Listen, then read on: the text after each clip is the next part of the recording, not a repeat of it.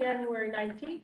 This is the curriculum, co-curricular and sports meeting of the Board of Education of Monroe Township. And it looks like we have a room full. Since this is the first meeting of the year, I would like everyone around the room to just go around, introduce themselves and say what area they are from. So why don't we start with Mr. Moraldo, we'll go around the table. Hi, good evening. Zach Moraldo, District Supervisor for Applied Arts and Careers Technology.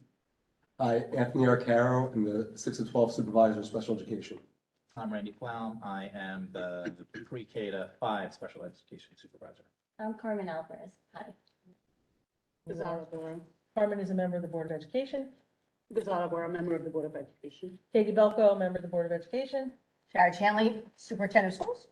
Adam Lehman, Assistant Superintendent of Schools. Kevin Higgins, Principal of the High School. Susan Gasco, Supervisor of Mathematics and Educational Technology. Danielle Dress, Supervisor of Science and Social Studies. Samantha McLeod, Supervisor of Curriculum and Instruction for K through 5. Great, thank you, everybody, for that. I do believe we also have Mrs. Skirby on the phone. She had a conflict and a sick child, so she is joining us via the electronic world of. Yep, I'm here, Katie. Thank you. Appreciate it. So we have a couple of items up for discussion tonight, and the first one is going to be presented by Dr. Lehman. It is the CSTAG training program. Dr. Lehman, take it away. Sounds good. So we previously discussed a couple times over the course of the past year that the governor passed legislation that this upcoming school year, so the 23-24 school year, districts across the state will have to have what's called a threat assessment team. We currently have various teams, crisis teams and things like that. But this is new legislation, and we've been, over the past year or so, looking into different ways to prepare our staff to be a member of those teams. Key members of those teams would be mental health professionals at a school, guidance counselors, a building administrator, a school security guard, or officer rather. And those are pretty much the core members of the team. So for this training specifically, we had a couple of our mental health professionals in the district kind of explore some different options in terms of how to put a protocol in place that would support us if we ever had to assess a student. We have a suicide screening process, and it could be hybridized to kind of be used in this manner, but they do have some specific tools that we can use to do this. So this one is called the Comprehensive School Threat Assessment Guidelines. It's really driven from research and a researcher in the University of Virginia. So the whole state of Virginia uses this model. It's one of the only research-based models that's out there. And our mental health professionals that were kind of previewing different options thought this was a meaningful tool that would help our teams if we ever had to engage in some sort of threat assessment. So there's two parts to the training. There is a module-based training, and then there's a live, it's really going to be a virtual live part of the training. So as you see in the proposal or in the quote that we have, first part is all e-learning based. It is basically kind of giving the foundation of the research behind the model, an introduction to the model, what is the threat assessment, and then the second part, which would be done after everyone completes the first part and passes this exam, is all situational kind of scenario based. And the researcher actually, Dr. Cornell, will be facilitating that training for us. This training is for 30 people, so we would get all the mental health professionals that we would have on these teams trained. We would get guidance counselors trained and fill in with everybody else that we could from the teams that we would be establishing for next year. So it's really a nice tool that we will have. In terms of threat assessment, the word threat, I don't want you to think that this is a process that we would do if we thought there was a gun in the school or something like that. This is more of we're concerned about a student and we want to make sure we can help this student never get to a place where they would want to do something like that. So this is a screening process that would help us and direct us, and there's decision trees on, do we refer them for outside mental health support? Do we have to put something in place in school to support them when they're in the classroom or in the building and things? So this isn't supplanting anything with the local police department or anything like that. That is a totally separate situation. If there is an imminent threat, then we have a process that we go through. It's quick, it's immediate, it's decisive. It involves all the key players. This is preventative and a long-term solution because we have students that need mental health assistance, and this is a good screening tool to kind of get that process going. So I wanted to share this with the group here because you'll see it on the board report, and eventually we'll be paying the bills, so you'll see the number for the bill. But it's a good training. It's something that we feel confident that if there are additional staff that need training in the future, we can cycle back and either have them do the online piece and then work with our teams, or we can go through this whole process again with them. So it's something we've been looking at for about a year, various different pieces. The state of New Jersey does offer something. It's not research-based. It's a bunch of photocopied kind of templates that you can fill in to create a process on your own.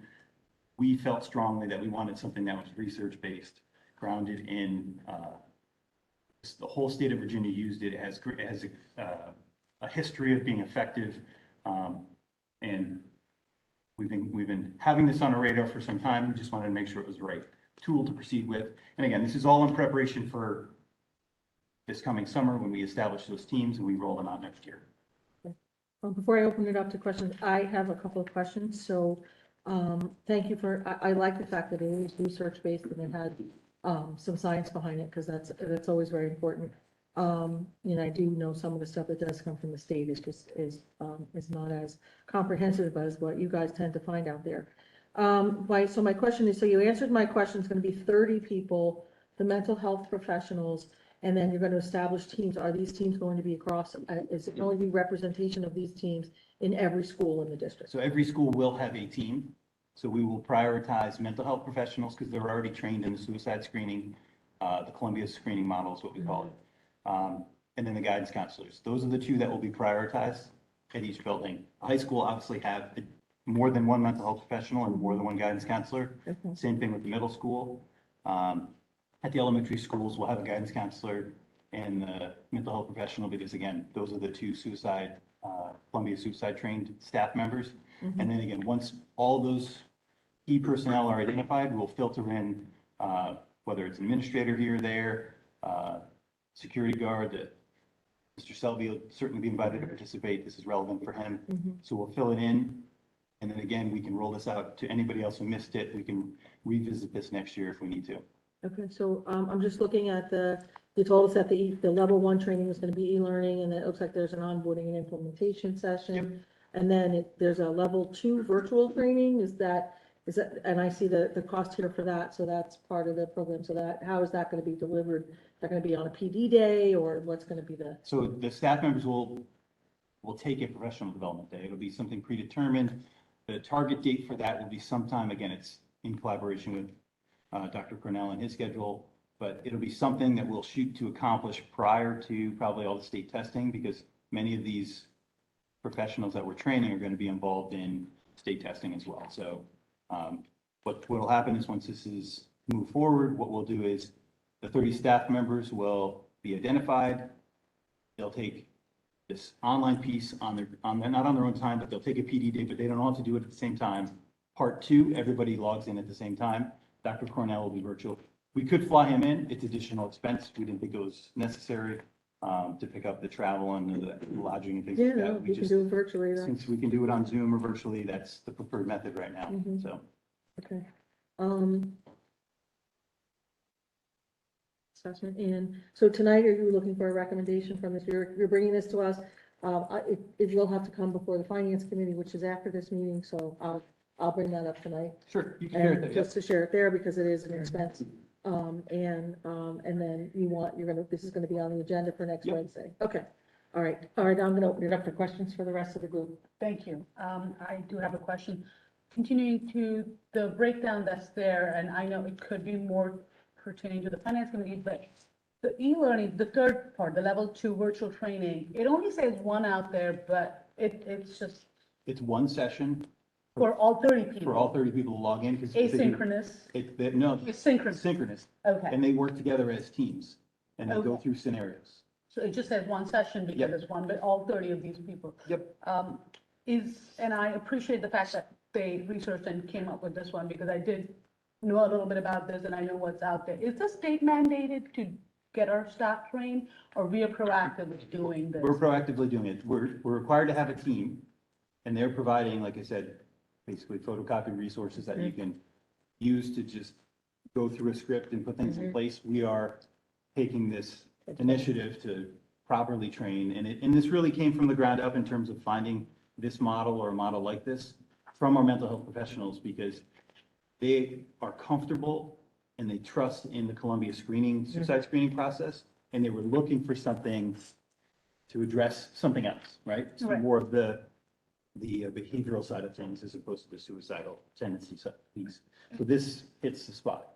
And Dr. Lehman, you mentioned that these people will also be involved in state testing. You're talking about the regular standardized testing, or there's a testing for this? No regular standard. The The same guidance people guidance are, counselors facilitate this at the middle school, at the elementary schools and things. So we want to make sure this training doesn't take place when they're supposed to be doing something else. and my last comment, or maybe a question is, there's a lot of value to give this training or part of this, to our classroom staff, also our teachers, because they're more in touch. Especially at elementary level, you don't see every student going to the counselor on a regular basis, but the teacher is seeing them every day for a few hours. So is there a possibility that these 30 staff, members that will be trained can further in future years make? Okay.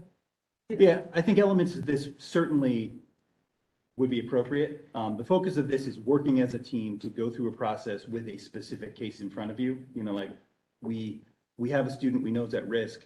What can we do to screen, put in place, and support them moving forward? But some of the background of this certainly would be beneficial for any educational professional building, just like look for certain behaviors and things like that, to potentially funnel those students to this process. Okay. Yep. Thank you. Anyone else have any questions? Okay, I had one last comment, which is just because it was one more thing and I forgot. So the threat assessment legislation that's coming out, this is great, and I think it's great. I'm in favor of the Columbia suicide assessment myself, being from the clinical world. It is a good tool. But I thought was there also supposed to be like threat assessment for the next level up for the, what we see, guns in the school, somebody coming in, shooting everybody. Is there a component to that in the legislation as well, or is that what this legislation was? Because when that Same legislation first same came out, everybody was kind of like, they thought it was, can we lock our doors? Is it, like everybody was doing the whole thing, which I think we do a really good job when we do have to do lockdowns and things like that. But I'm not in the building, so I'm gonna only comment from what I've seen, personally, but I know also that security has been reassessing everything we did. Oh, yes. Yeah, that's what I thought. Okay. Adding additional security where appropriate and so forth. Excellent. Excellent. Okay, great. Thank you so much. So next up, we have Mr. Arcaro, who's going to talk to us about Paul Ricamini, Science and Math Professional Development.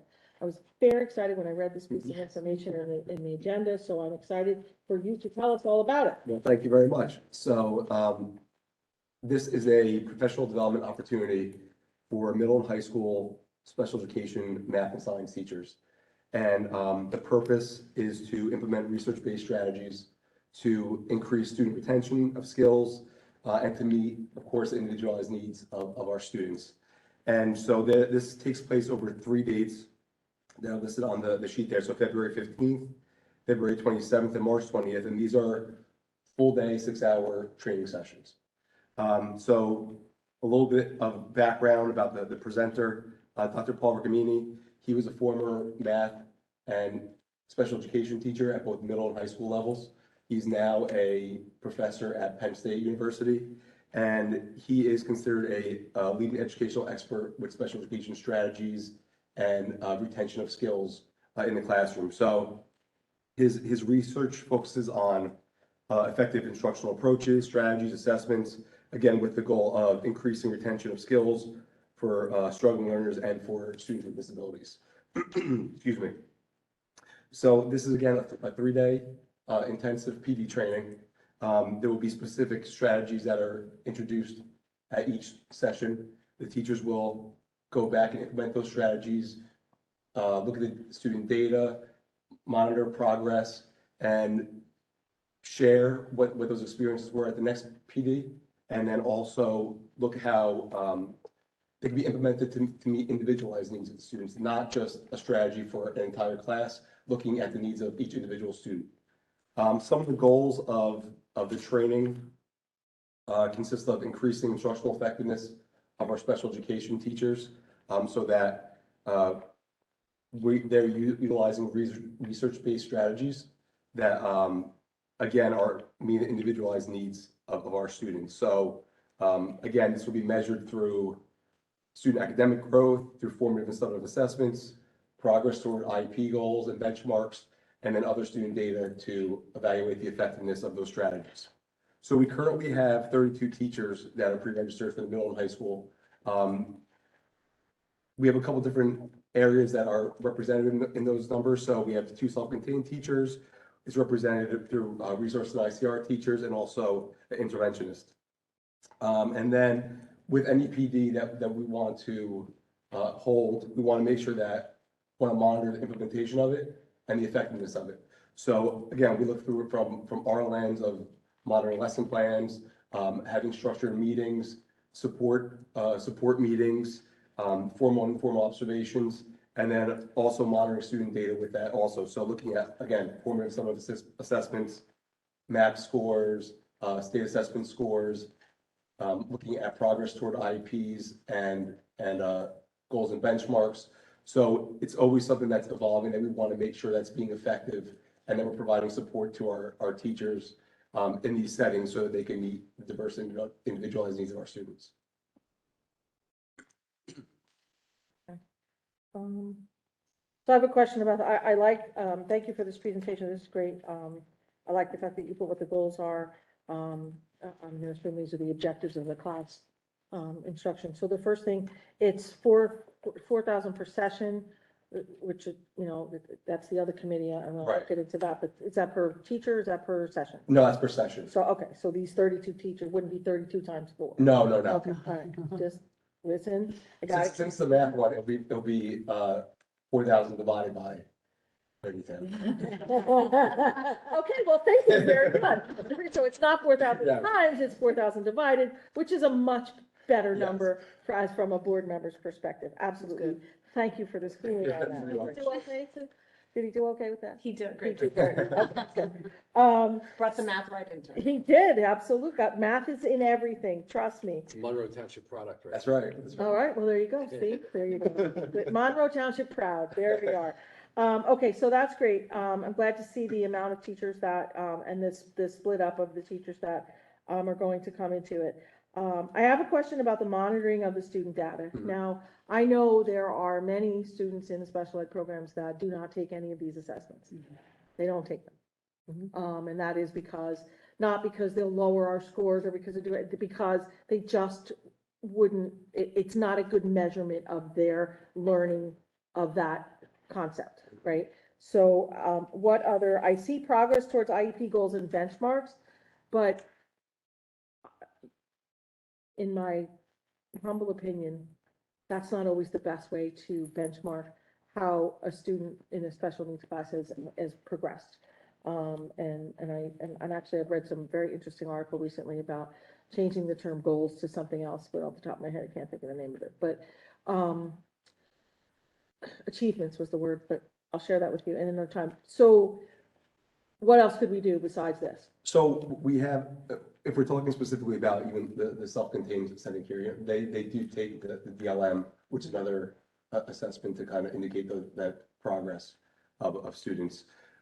But I think it's a mix of everything. I don't think we could kind of just identify one assessment or one piece to determine what the effectiveness is and what the true progress of each student is. So I think it's a mix of really formative and summative assessments. You're talking about even looking at whether it's homework or classwork, looking at, I guess, still progress toward those goals and benchmarks, but also looking at MAP scores utilizing any of the data that we have to look at students individually, not just as a bunch. We're trying to, fit it in one area here. So these are some of the ones that I think are probably most familiar to a number of our teachers and probably the public, but there's also ways every day that they should be monitored in terms of progress and looking at each lesson and reflecting on each lesson from a professional to see what were effective strategies, what strategies can be improved upon, just to kind of improve instructional practice too. Okay, all right. You used the word I wanted you to use, and that was individualized look at each student to see the individualized progression. Sometimes I think comparing these scores, sometimes on these summative assessments is not. So Mr. Flem, I'm now gonna put you on the spot with my question is, okay, so this is, it looks like we're doing some really good work to get our, middle school and high school people to be able to do, what are we doing in the K-5 area that's gonna support this, because these guys come from that area. It's going to support. This is middle school and high school, am I correct? This Yeah. middle school and high school. Yeah, so what kind of stuff do we have in place? I know that we have IEPs and we do differential education in the elementary level. But I know that if we don't have good basics, by the time they come here, it may be a little bit more time to get there. And I know that some of that has, we've seen some of that over the years where we're not really ready by the time they hit the 6th grade mark. We're not really ready for that So level. we've had Dr. Riccomoni in here before, Mhm. and he's worked, and specifically with the math piece, Mhm. not focusing on science. He's worked with the elementary teachers. Okay, He's worked with middle school teachers already. So this is a kind of a bringing him back because we have had success with him. okay, And focusing, great. targeting right now at the middle school. okay. But ICR resource wise, they, Yes. I don't want to say every single teacher because he was here. We've hired some new teachers since then, but the vast majority of the teachers have engaged with him in a 3-part series on math. Thank you. Okay, So that's what I was looking for. One of the issues we have with the middle school and high school is just being able to get enough subs to be able to cover for the teachers. So when it was the elementary and it was broken up into different age groups,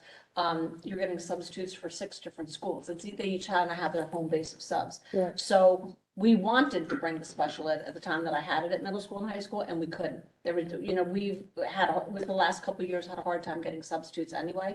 But my teachers absolutely love some of the things he's had, but he does a different twist depending on the group that he's with. He does not give the same presentation to a 3rd grade teacher that he does to a high school Algebra 1 teacher, Right. or an Algebra 2 teacher even, and he will not give the same presentation that he will to special ed. He has a focus in special ed as well, and that's going to be the focus of there. So it's not going to be the same repeat that he's had every time. But the number of teachers that I've seen over the last couple of years that have talked about, I'm using this strategy now from Dr. Riccomoni, I'm using this strategy. He gives a wealth of different things. Excellent. One of the best presenters I've ever seen. Great. And No, the I'm glad to teachers, hear that. and No, the teachers that have had it and the things that they have learned, you see it in the classroom still today. You see that and they pass it along to the others. It's very, the skills that he teaches them made an impact on their instructional practices in the classroom. That carries over from year. Excellent. I'm glad to hear that. they leave with tangible things they can implement in that. If you can walk away from a PD Yeah. as a teacher with something that you can literally do the next day, that is probably one of the most rewarding things that they could do. Oh, sure. So it's applicable, they use it, and that's the feedback we hear from. And since the all- focus this time will be special education, that's why we can bring in the science teachers as well, which now is expanding it even more. Right. No, that's great. That's great. I appreciate that. Okay, And he loves working with he tells me over and over, he loves working with our teachers. good. I'm glad to hear that. Because that means they're eager to listen and learn. Nothing worse than standing up in front of a group of people who don't want to be there. I've been there. Okay, anybody else have any questions? Harlan, go ahead. Will any of the information that these teachers learn, will they be able to turnkey it, for example, to the gen ed students that have been identified as students possibly down the line needing a referral? Maybe they can try some of these strategies and interventions with them as gen ed students and see if that helps them move along. Yeah, I think that's kind of where we like to take it at some Okay. point, to make sure that this isn't just, even though right now we have, and that's why kind of including the both resource and ICR special education teachers in there too. It's not, the intention isn't just to kind of like, hoard our information, or strategies, it's really to try to build and support, other, your peers as teachers and also the other students in gen ed classroom and ICR setting, whatever that setting is, so that they could, hopefully, yes, turnkey that information so that, those strategies just don't stop in the classroom where that teacher received the training, that it's actually continued to progress and find it in other settings also. And just to kind of add on to that, so again, the lower level, like a lot of these strategies that they've learned, they went into the RTI process. So in that RTI process, you have gen ed teachers within that process, and those are things that the gen ed teachers are gonna be working with those struggling students in general education classes. So they're in turn turnkeying that and getting that. into- Right, that was what I was referring to. I maybe I didn't articulate it well. Yeah. The strategy So that'll within happen. That RTI. should Yes. happen. Yes. It should. Okay. And- So, Mr. Flounder, before we go on any further, can you just identify RTI, the acronym, what does it mean? Oh, response to intervention. So those are- Response to intervention, because our public is always asking us to not using acronyms, so I want to make sure they understand. Response to intervention is what he's talking about. Thank you. You're welcome. I do have a question. Yes, Ms. So- Moore. And continuing on the acronym, the RR/ICR is resource room, and what is ICR? Investments. And so my question is, so the 32 teachers that are pre-registered are all in some way special ed teachers. No gen ed teacher is registered. Is there any benefit from registering a gen ed teacher for math and science to this? Because I know, and I have to start by saying, Dr. Rickman is very impressive, whatever I read online when I was going through the agenda, and I was going to ask, have we done this before? And you answered that question that you've done this before, and I hope we continue to, given the benefit that our district has seen. So it's been very recent that they've had the training from him, and they've turnkeyed what they've learned to especially the ICR teachers, not necessarily the self-contained teachers, because they don't see those. So the thought would be with the same thing is that now we've got 32 more teachers. We do have size restrictions to how many students, how many people we can have, and again, it goes back to substitutes. So in So this not case, for the cost 32, but because we can't find enough substitutes? he Is that would train 60 people if we had the Oh, room. wow. And it's not even so much about the room, well, it's the room too, but it's also being able to get the substitutes. So he does not have a limit. When we were remote, he would do when it was remote, I could have every elementary teacher doing it at the same time when it was the after hour type of stuff. But those teachers will turnkey. They will say, in addition to what you learned, let's try this. So I hear what you're saying, but I think it's more beneficial right now. If we're constricted to how many substitutes we can have, I want the ICR teachers and the special ed teachers to be able to feel that they're important too. Because what happened last year is that I had all my teachers and I said, I'm really sorry, guys, but we don't have enough subs. I can't have you go. And I don't want them to feel that they're not important. This is them. This is highlighting them. And he brings a wealth of experience and knowledge from Right. whatever I read. And I would think getting the 16 and the 13 teachers substitutes as it is, in addition to anybody who is out ill, it's going to be a challenge on both school as it is. But they've always been phenomenal at trying to work it around. And we cannot use one of the PD days, the staff and service days for something like this? Those are earmarked towards other things. So we haven't been able to do that at that time. And for this, his whole program is about, that's where you get so much information from him, is that he has it where it is 3 different things and he just carries from one to another to another. And then breaks it down so it's not too much in one day and the teachers really take away from it. Thank you. So this is on the agenda for tomorrow night? Next Wednesday? Yes. Yes, okay. All right, I will bring it up to the finance committee as the committee's okay moving forward. Mrs. Kirby?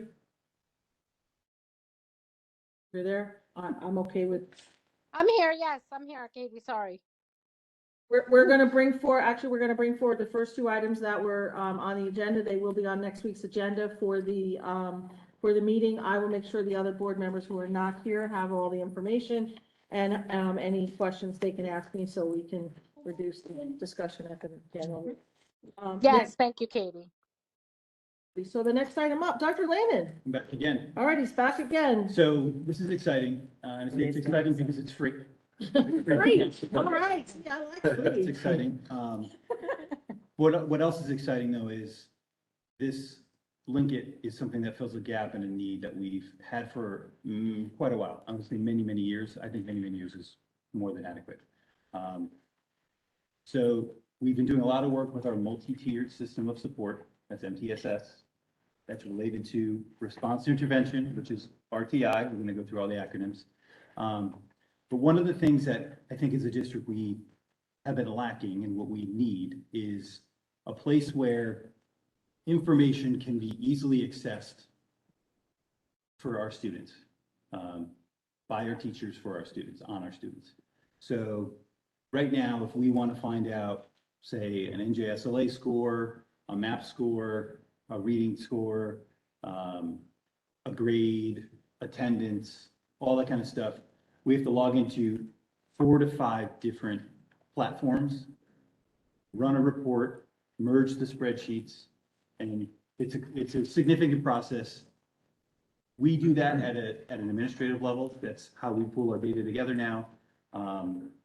Teachers, they could be doing things like that, but they have the instruction to deliver. They have other things that I would prioritize for them, as opposed to sitting behind a computer, pulling data together, merging it into a spreadsheet, and trying to pull together information. So what Linkit is they're a company, they're a New Jersey-based company, but they're national. More than 50% of the districts in the state utilize Linkit currently. Ironically, and I was planning on bringing this month anyways, at my county meeting yesterday, the chief education officer from Linkit was at our county meeting, and he was sharing information about one of the pieces of Linkit that is very appropriate, and it kind of caught our eye before he even talked about it yesterday. So, I feel like the stars are aligning in terms of this opportunity for us to dig in and see if we can utilize this tool and it makes sense for us to consider moving forward. So what is Linkit? Linkit has 4 pieces to it. It's a data warehousing piece. So as I mentioned, student test scores, student grades and things like that are housed in one location. We do have Genesis. So Genesis is one of those things that we log into now, but that's a student information management platform. So that is addresses and phone numbers and things like that. Linkit, again, is more on the instructional side, the data side. They have an assessment solution, which is not necessarily something we're interested in. That's where you can build tests and things like that. That's not a piece of the solution we're looking at. They have a navigator piece, which is custom reports that they'll run for you. Again, we can develop our own reports. We know what we need. The other piece that we are interested in, though, is called the intervention manager. So the data warehousing and the intervention manager are really the 2 areas that we're focused in. The data warehousing piece, that would allow us to access student data on demand quickly. It syncs with Genesis, it merges with Genesis, it merges with the other platforms that we utilize for assessments. It's sometimes a weekly update, sometimes they're daily updates, depends on the platform they're syncing with. And then the intervention manager, we currently use Frontline RTI, Frontline Response Intervention, in a couple of schools. We started to roll it out pre-COVID. Frontline is the company we use for staff attendance, professional development. It's like a massively broad solution. The RTI piece is cumbersome at best, laborious, not efficient, and we're looking for another solution to manage students in the response intervention process. Just a quick overview of what that is. When students need assistance, they're struggling, whether it's reading or math or with any behavioral or mental health issues, we take them to response intervention, where we sit as a team, the building administrators and mental health professionals, the teachers, and they come up with interventions to put in place for a series of 8 to 10 weeks. Then they revisit and they monitor progress. And if students go through this process and they're not making progress, we then begin to have a conversation. Do we need to look maybe at special services or student getting an IEP? But the whole point of RTI is to support a student before they get to the classification process, because there's nothing more frustrating when a student's struggling, they get tested, but they're not found eligible. So we're back to where we started. So the intervention manager will help us and all of our interventions manage all those weekly, daily interventions. It's in one location. And I guess the heart of what Linkit is a data management software solution that greatly increases our ability to sort, filter, identify, support, monitor, track progress of students. And that's really what it's all about. You know, if we look at how we can make improvements in terms of, you know, Monroe is a very good district. We want to be a very great district. The way we take the next step is we really start to look at pockets of students and really target their individualized needs. We do that through RTI and the MTSS process. We have gifted and talented students that we could target and support. But one of the barriers we are a massive district with a lot of data, is pulling it all together so we can make sense of it. We have the tools, we have the resources, we have to be able to pull it all together and take those groups of students and help them out and challenge them and push them forward. So that's what this solution does. Again, there is no catches, no nothing. They work with us, they'll onboard us, they'll give us some training. We have it, no cost, no charge, nothing for the next, basically through the end of the school year, through June 30th. And if we decide to move forward, we'll have quotes and stuff moving into the spring. It's something, like I said, it replaces a few things that we already have in the budget. So whatever it would cost, we would be pulling things that we would not renew for next year anyways. So, you know, there's an ebb and flow with this product.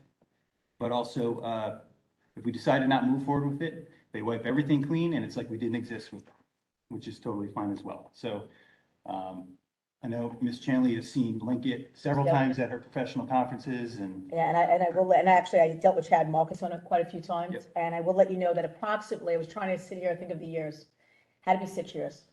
Was it More Dr. than that. Kozak? Yeah. Was it more than 6 years? Probably 7 or 8 years ago. Yeah. I was asked to be one of the people on a committee to look at various different assessments when we were bringing in different companies. I was very impressed with Linkit. It's something that I literally just threw out the brochure when I moved into my new office. That's how many years I've had it. It's a fabulous product. When I heard that we had an opportunity to bring it in for free, it's even better, more fabulous. But I do think it's a great opportunity because I think that if we look at a management information system platform for what it can do for children progressing forward, not just housing information, as you did a beautiful job explaining, that's exactly what it's about. Because when you have things readily accessible at your fingertips, it gives you an opportunity to aggregate and disaggregate data better, quicker, more expedient. So I think it's a great product. When he told me that he was presenting about it, I was very excited because I guess it was that many, maybe it was more than 6 years ago, you're probably right. And I remember thinking, what happened to it? I mean, at the time, we didn't do it. So it's Things great. get talked about and get lost in the So shuffle. real quick, so you know, it's not just an administrative tool. This tool is designed to be used at a teacher level. Yeah. And there is a parent access piece to it that many districts deep into their kind of rollout of this will open up. Because there's a lot of education that would go into behind having the parent window open. There are districts that have been using Linkit for 10 or 12 years and don't open their parent portal, you know, so, but the vision for this, if it were to move forward, would be to really use it, get it fine-tuned, because it's really a blank slate.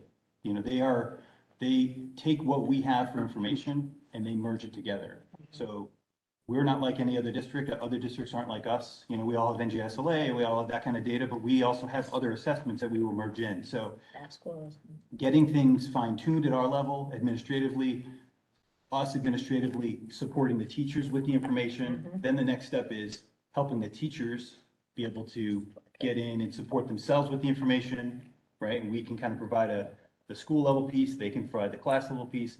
And then the third part of the rollout, which is, when Chad was talking in 3 to 5 year kind of rollout for this, because you really fine tuned what we have, access, filtering and sorting and stuff like that.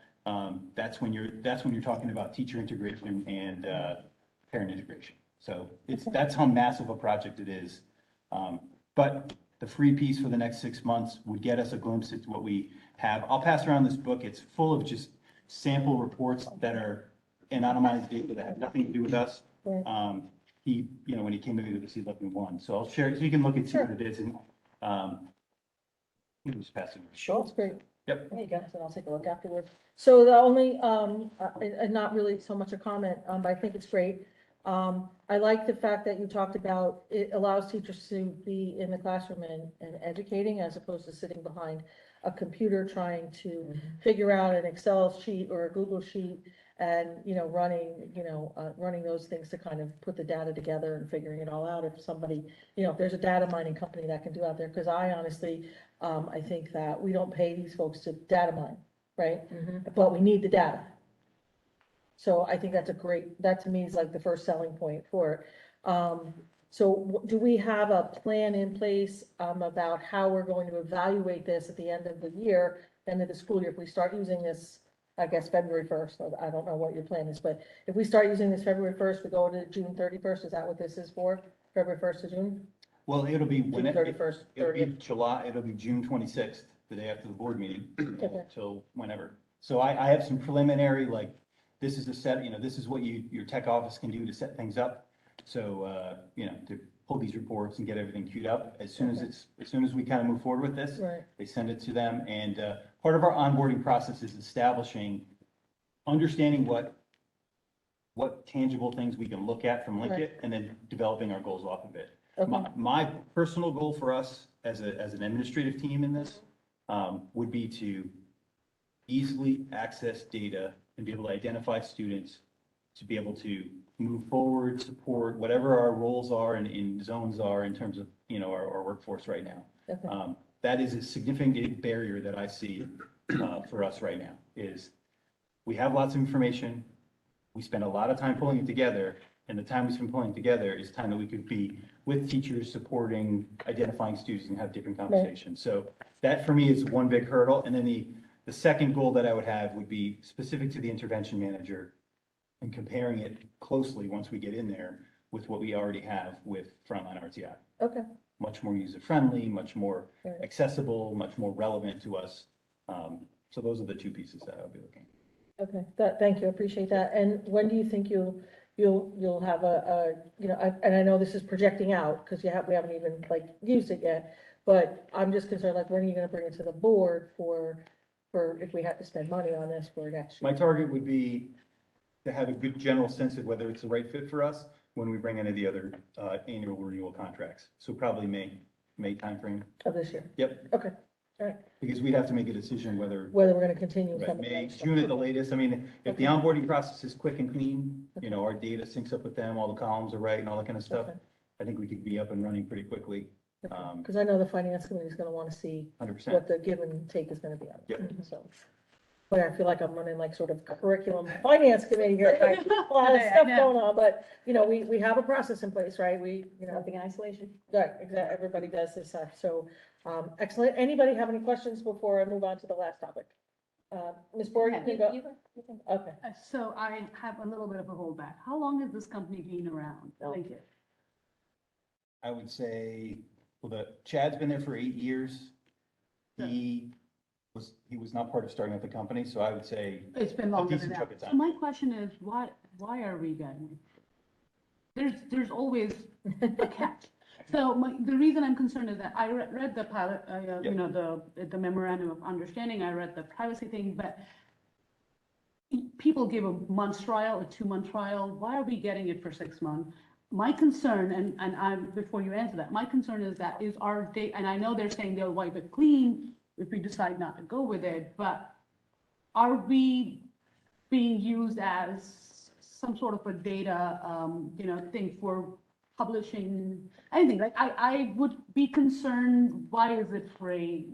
Is this a normal process they follow for everybody? Yes, every district has that. 6 months? Yep, when he was at the meeting yesterday was Wednesday, every district has the same opportunity. We Okay. happened to be in conversation because we invited him in October, and he presented to us, a small group of us. Is it usually that how long it takes for everybody, the districts to kind of set it up in their systems and start to see value? Yeah, yep, it's the setup time, then they come in and they show us, it's a massive program. They show us kind of like, here's a quick reference guide, here's some of the user-friendly things that you can kind of get into, explore it a little bit, ask us questions, we'll give you some more information. But that's how broad, there's 4 different solutions, we're focused on 2.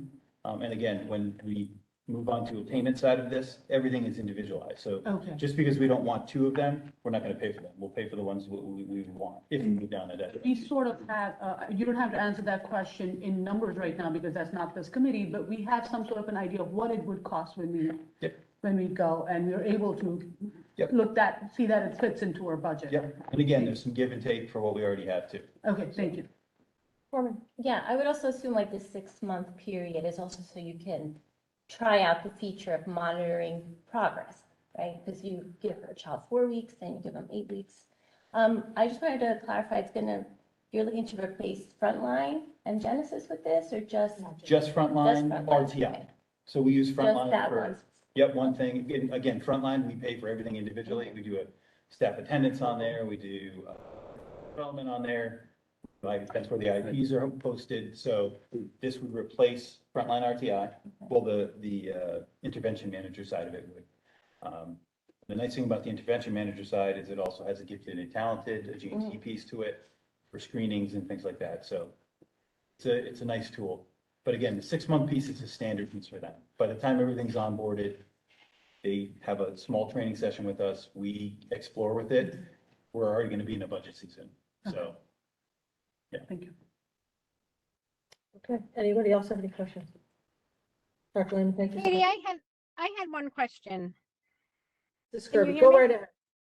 Yes, so I apologize for not being there, not being able to look at the brochure, but would this also allow us, I know you're talking about for the individual student, would this also be able to track our scores on an aggregate, so by grade, by school, by content area, so our ELA scores or math scores for certain particular grades?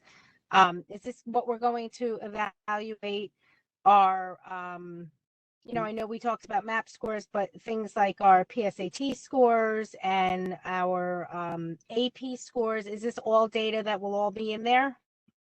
Yep, we can put all of that data in there, and our plan is to put as much of that in as we can, especially for this pilot.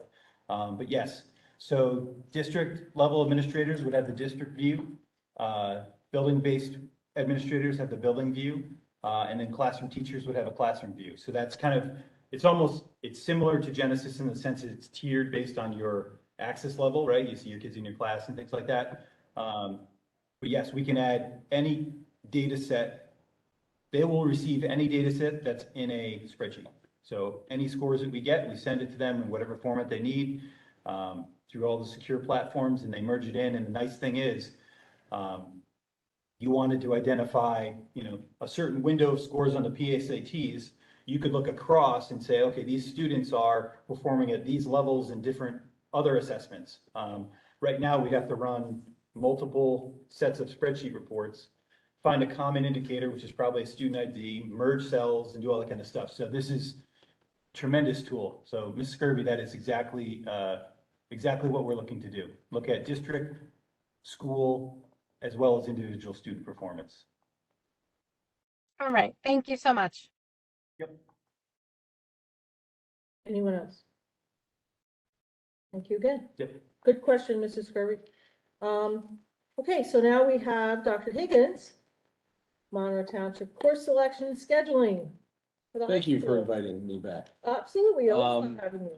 So Dr. Lehman and Mrs. Chandley asked me to come to give an update on where we are with our course selection and scheduling process, and answer questions and talk about some of the questions that we had at the end of last school year and at the beginning of this school year about programs and selections that may not have been available to all of our students, and what we're doing to really combat those efforts that we had in the past.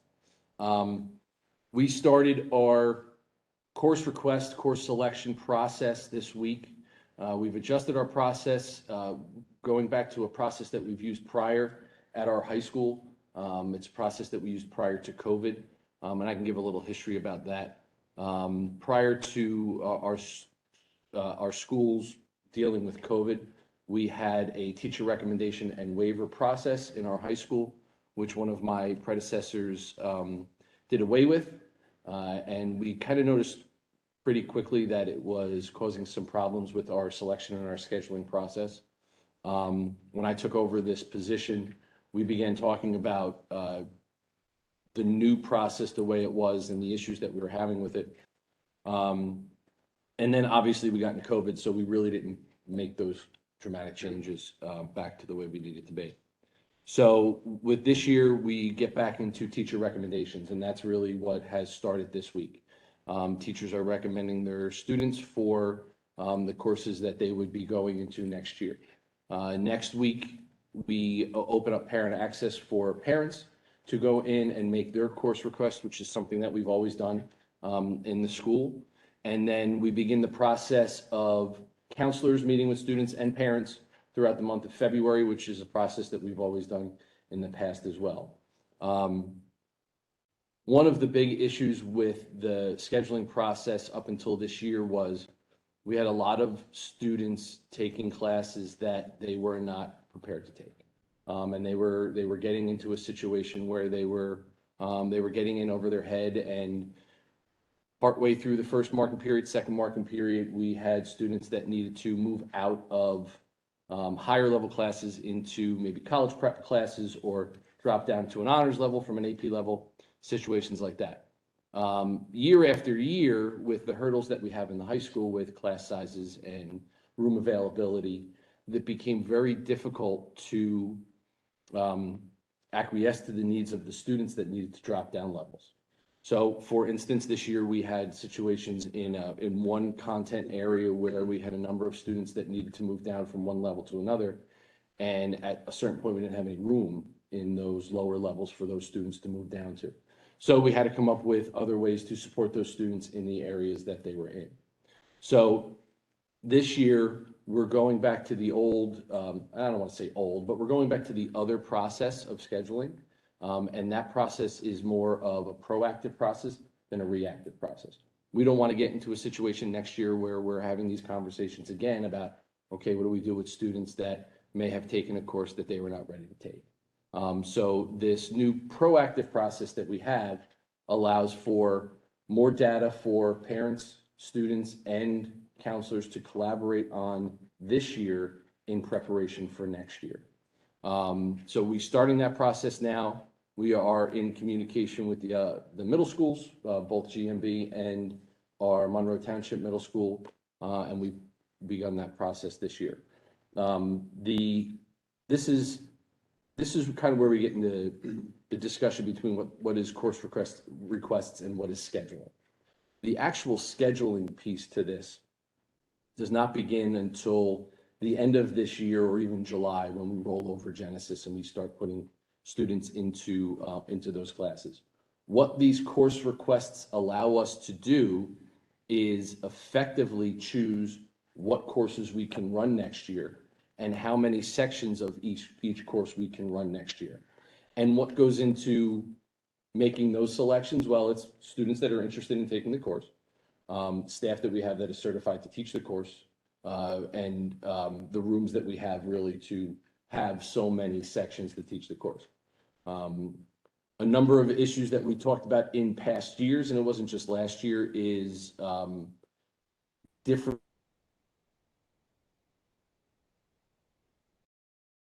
So they don't always get the first selection or first request when they take those electives.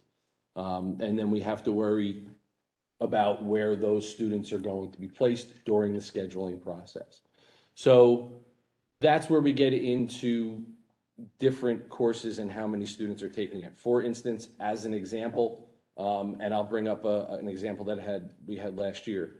For higher level world language courses, higher level art courses, we may only have one or two students that are interested in taking a course.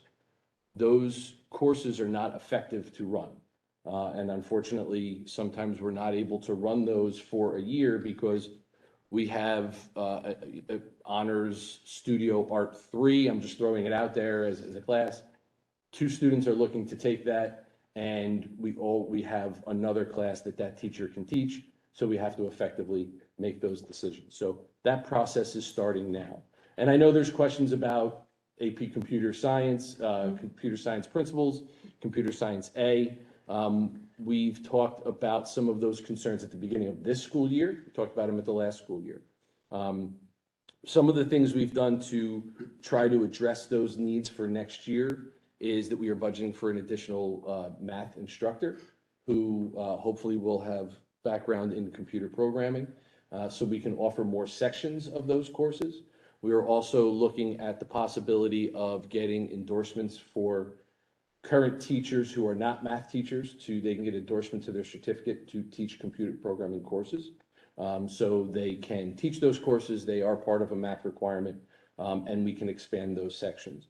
One of the other concerns coming, I don't know if it was from this committee or from another committee, was seeing students that may be requesting the same course over and over again every year and not being able to get into that. So this year we are developing a process in where we have lists of students who have requested the course in the past and have not gotten in, and they will get first priority moving into that course. Thank you. We do have, with prerequisites, we do have certain requirements to take one class, you must take one class before that. So we have heard responses from students saying, I'm a senior and I want to take this course. And sometimes the answer has to be no, because you would need a course before it to take it. As a senior, it's often we don't allow them to take that first course either, because it's a sequenced course. You don't have the chance to take the second course. So we'd rather give the opportunity to another student who's going to take 2 years of it instead of just that 1 year. So there's little nuances to how those are scheduled. But we do understand that the issues that we've had in the past, and we're trying to make changes as we move forward to really combat those issues and get students into places where they need to be and where they're going to be successful next year. And I think we're moving in the right direction to where we can really have those data sets and those conversations now with parents and with students to put them in the best area for them come September. And they can have a full year successful. When we had this waiver process prior to getting rid of it, every student that signed a waiver, every parent that signed a waiver to have their student move into a class that they were not necessarily recommended for, every student passed that class with a C or better. So they were put into a position where they were successful. When that waiver process went away, students started to take classes that they were not prepared for. And that's an issue. That's an issue for me as a principal. I think that's an issue for us as a school, to see students in areas that they weren't going to be successful. And we want to get away from that. So that's why we're going to this process now. Is it going to be perfect? It's the first year we're doing this again, so we're going to have some learning curves and things that we're going to have to iron out. But that's where we are, and we've begun that process this week. So the big part of this is really the month of February and even March, where parents and students and counselors are going to be working together to pick their best courses for next year. At the end of that process, all parents will have the opportunity to view those course requests in Genesis, which they've always had. You can go in, and now that students have student access as well, they can go in and see those courses that are requested for next year. And core courses and required courses and all of that will happen. Sometimes, like I said before, there's some give and take when it comes to electives. And then once we start the scheduling process, which really happens the first week of July,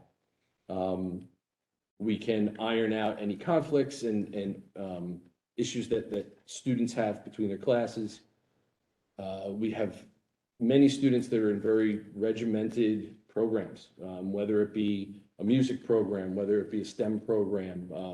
So those are when they show up with conflicts, then we have to work out different aspects of the schedule. The one thing that we will be able to do this year, which was a request that came down, we will be getting schedules out earlier to students in the summer. We, in the past, have usually got them out the last week of August. And we did that for a very specific reason.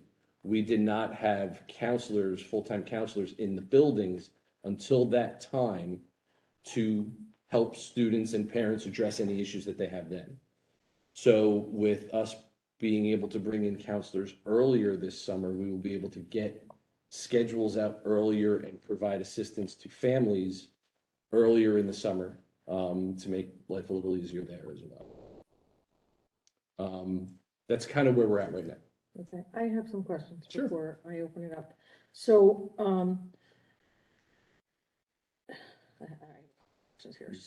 so you gave the process of the teacher recommendation waiver thing. I think that's great.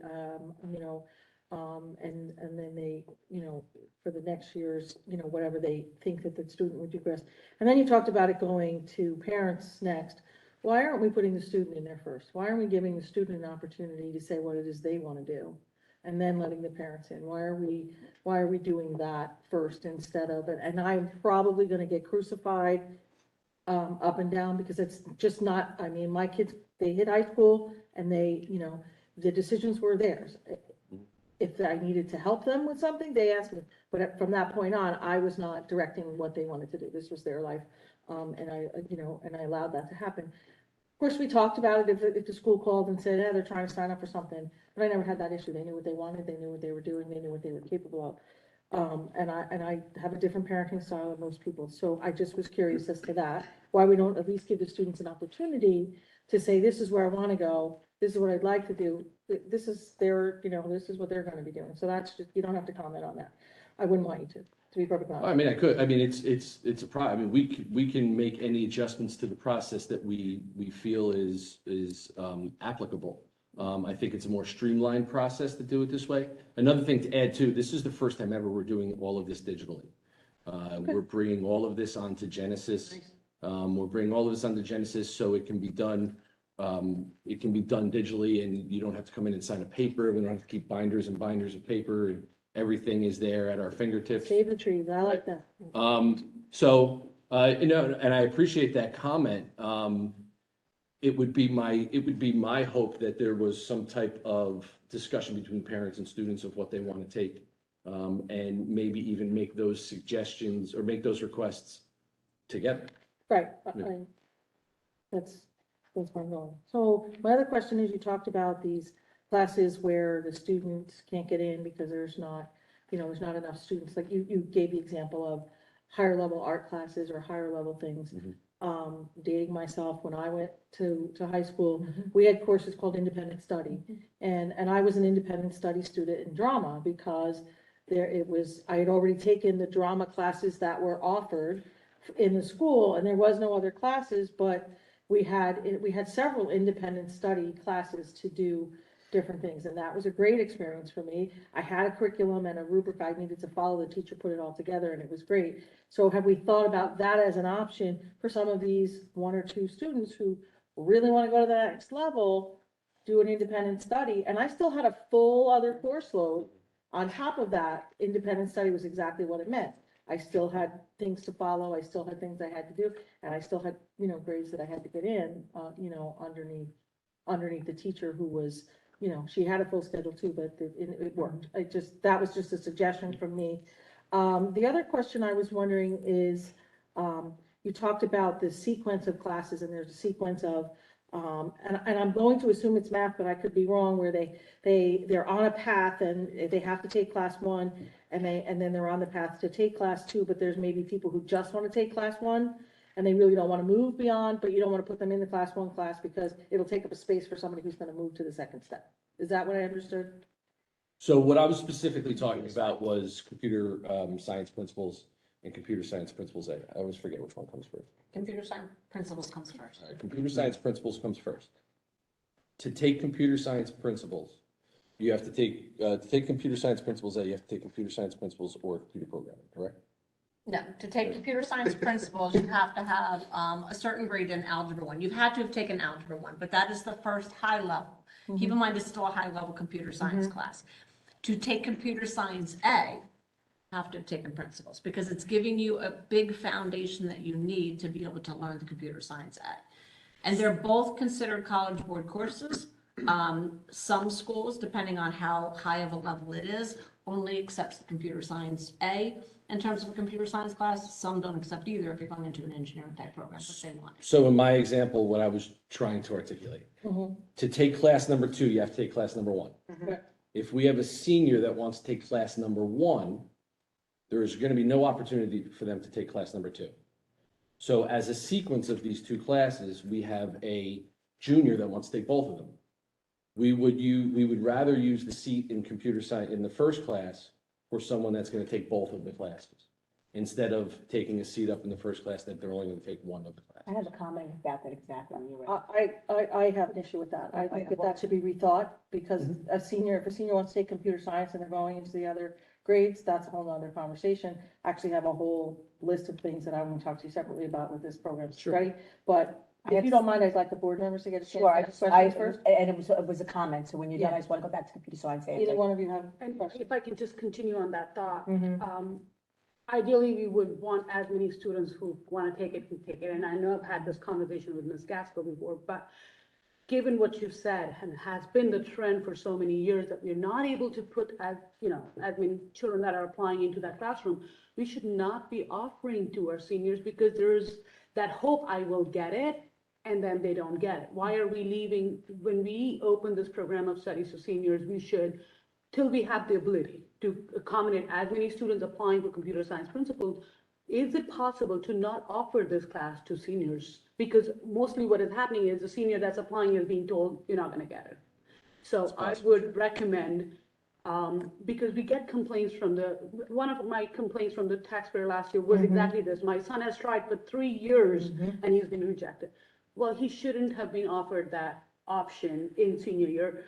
Junior year should be the cutoff, because we know if he takes computer science principles in junior year, in senior year, he can take computer science A, and we should give that child preference for computer science A in senior year. To your point, senior should give them if he's already on that track. But that's my suggestion. I do want to thank you for the changes that have been made, because allowing the AP students to find out earlier in the summer that they're taking that class will help them work on that workload.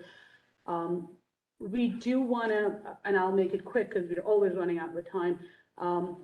We got 15 extra minutes, so. You did that. We got 8 minutes. For the independent study, I do want to touch on that topic, because I personally went through this.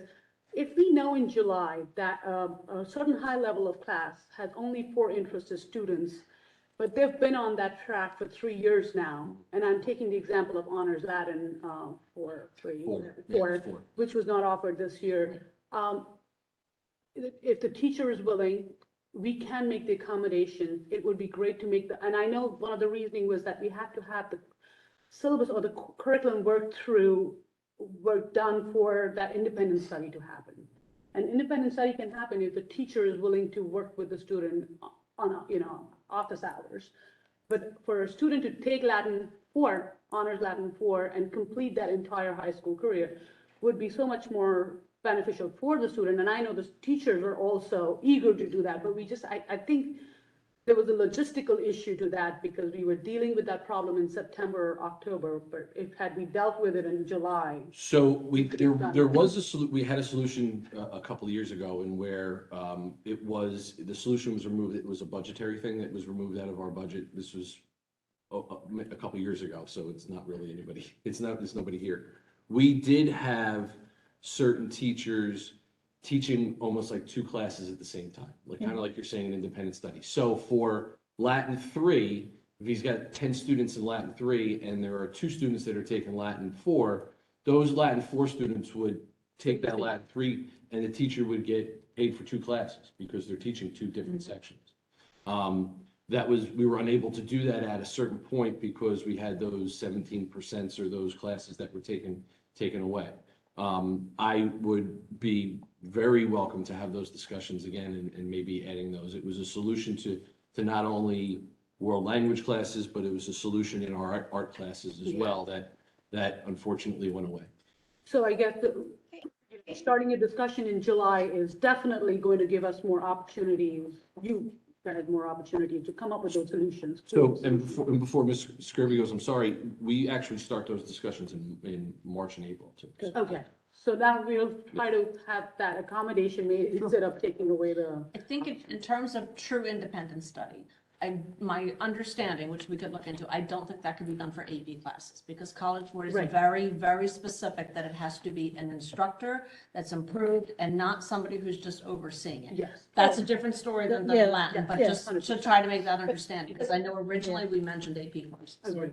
Mrs. Scurvy, you had a question? Katie, yes, I wanted to make a comment. If I understand correctly, with all due respect, Ms. Bora, I think I feel opposite of you on this topic. So if I'm hearing correctly, if we failed our student to be able to take a course earlier in their career in our high school, we're going to limit them and not allow them to take something in senior year that may be something that they want to go to college for and study further. I don't think we should be limiting our seniors who because there was a specific case that was brought up through the board, I know, Gazal, I think it was the same community member that you're speaking of.